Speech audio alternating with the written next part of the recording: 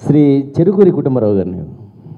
వేదిక పైన ఉన్న పెద్దలకి విచ్చేసిన విజిటర్స్ అందరికీ కూడా నమస్కారాలు. 3 పుస్తకాల్లో ఒట్టి ఒక 4 పేజీలు ఇంగ్లీష్లో ఉంటాయండి. అది నేను రాసిందనమాట. ఎందుకంటే దానికి అపాలజీ కూడా చెప్తున్నాను. తెలుగు అంత గొప్పగా రాయలేను, కానీ ఇవాళ స్టేజ్ పైన ఒక పదం అయితే నేర్చుకున్నా, అదే క్లుప్త సుందరి. ఎందుకంటే తెలుగు ఎంతైనా కాస్త వీక్నెస్ ఉంది, ఎందుకంటే ఇంగ్లీష్ మీడియంలో చదివే కంటిన్యూస్గా ఇంగ్లీష్లోనే పెరిగాం కాబట్టి. నేను ఎక్కువగా చెప్పను విషయాలు.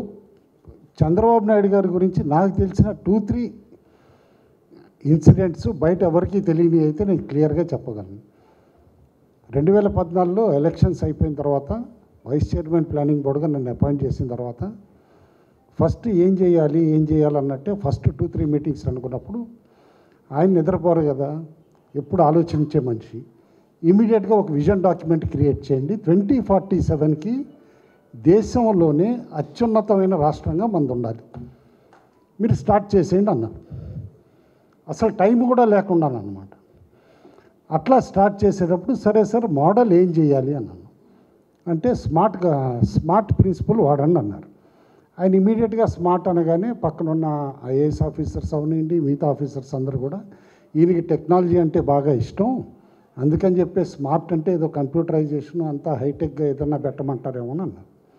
ఆయన సింపుల్గా 5 ఆల్ఫాబెట్స్ని ఎన్లార్జ్ చేసి చెప్పారు. స్మార్ట్ అంటే S simple, M moral, A accountable, R responsive, last ఇంకేముంటుందండి ఇంకా ట్రాన్స్పరెన్సీ. టెక్నాలజీగా చూడండి ఎంత సింపుల్గా, ఎక్కడా టెక్నాలజీ లేదు. Simple, moral, accountable, responsive, transparent. దీని బేసిస్లో డాక్యుమెంట్ మీరు తయారు చేయండి, ఆటోమేటిక్గా it will develop by itself అన్నారు. సెకండ్ పాయింట్, డావోస్కి వెళ్తున్నారు, కొత్త రాష్ట్రం, ఉద్యోగ కల్పన చేయాలి, ఇండస్ట్రీస్ తీసుకురావాలి, అంతా కూడా నోట్స్ రాసి ఇవ్వమన్నారు. నోట్స్ రాసి ఇచ్చాను. డావోస్కి వెళ్ళిన తర్వాత మళ్ళీ ఆయనతో పాటు వెళ్ళిన కృష్ణకిషోర్ గారు వీళ్ళందరూ, ఇంత పెద్ద నోట్స్ రాసి ఇచ్చావు, కాస్త సింపుల్గా ఒక 10 పాయింట్లే చెప్పు, ఆ 10 పాయింట్లో సార్కి ఇచ్చే టైం కూడా అక్కడ 19 మినిట్స్ అంత ఉంటుంది, లార్జర్ స్టేజ్ పైన 19 మినిట్స్లో అయితే నేను తగ్గించి ఒక 10-12 పాయింట్లు రాసి ఇచ్చాను. ఆయన విజన్ ఎట్లా ఉంటుందంటే, ఇందాక ఒక వక్తలు చెప్పారు, what CBN thinks today India thinks tomorrow అంటారు. But I can confidently say what CBN thinks today, the next generation what it needs, he thinks today it's. ఆ ఇన్సిడెంట్ నేను ఎందుకు చెప్తున్నానంటే, రాసిచ్చిన పాయింట్లో ఆయన ఓన్లీ 3 పాయింట్స్ సెలెక్ట్ చేసుకుని చెప్పారు అక్కడ స్పీచ్లో. విపరీతమైన కవరేజ్ వచ్చింది ఆ స్పీచ్కి. ఆయన అన్నారు, 2015 జనవరిలో నేను చెప్తాను, మన లైఫ్ అంతా ఇంటర్నెట్ ఆఫ్ థింగ్స్ గవర్న్ చేస్తుంది, మన లైఫ్ మన చేతిలో ఉండదు, వచ్చే 10-15 ఇయర్స్లో చూసుకోండి, IoT is going to govern the life అన్నారు. ఇవాళ ఐఓటీ గవర్న్ చేయట్లేదండి మీ లైఫ్ని.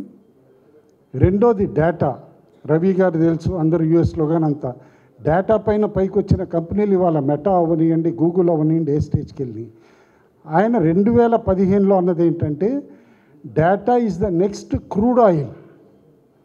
క్రూడ్ ఆయిల్ ఇవాళ మనం దిగుమతి చేసుకుని ఎన్ని బిలియన్స్ ఆఫ్ డాలర్స్ ఖర్చు పెడతాము, అట్లా data is the most important ఇది అవుతుంది, crude oil of the world అని చెప్పేసి అని అన్నారు. ఇంత ముందు ఆలోచన ఉండి ఒక రాజకీయ నాయకుడు అట్లా ఆలోచిస్తారు అని ఆలోచించగలమని చెప్పండి. I don't think. ఇండియాలో నేను ఎంతోమందిని కలిసాను. Before coming to government I was an investment banker, even today I'm an investment banker. Nearly 100-200 top industrialist అందరినీ కలిసినండి. ఈ టైప్ ఆఫ్ విజనరీ థింకింగ్ మాత్రం ఎవ్వరికీ లేదండి. అందరు అంటారు కానీ రీఎలెక్ట్ చేసుకోవాలి అని అంటారు ఒక మాట, కానీ నేను అనేది ఏంటంటే కాపాడుకోవాలి. ఆయన ఒక ఆస్తి, హీస్ ఎ నేషనల్ ట్రెజర్. అది ఇంకొక సింపుల్ పాయింట్. ఒకటి, ఆయన చేసిన పని చాలామందికి తెలియదు అసలు. కోవిడ్ వచ్చిందండి. ప్రతిపక్షంలో ఉన్నారు, ఎలక్షన్ అయిపోయింది. మామూలుగా అయితే కాస్త రెస్ట్ తీసుకుంటారు, లేకపోతే 5 సంవత్సరాలు ఉంది కదా ఆలోచిద్దాం అనుకుంటారు. Global forum for sustainable transformation అని ఒక థింక్ ట్యాంక్ పెట్టారు సార్. ఆయన ఫౌండర్ చైర్మన్, నేను one of the founder directors అంతా కూడా. కోవిడ్ రాగానే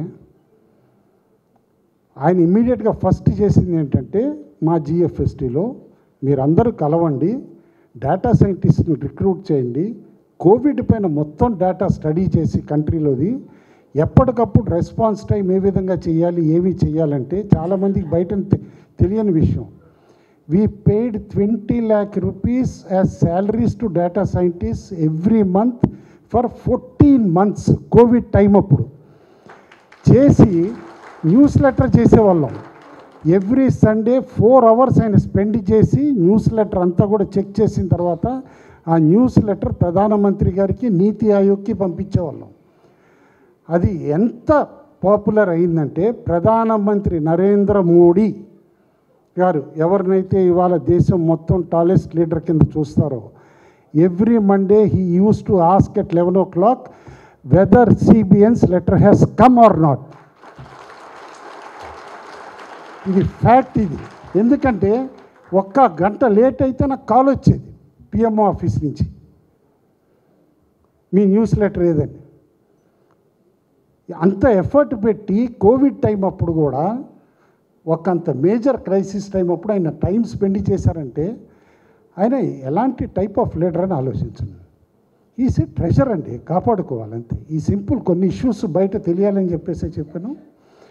టైం కూడా షార్ట్ ఉంది కాబట్టి ఇంకెక్కువ కూడా చెప్పడానికి ఆస్కారం కూడా లేదు. Thank you so much. Thank you.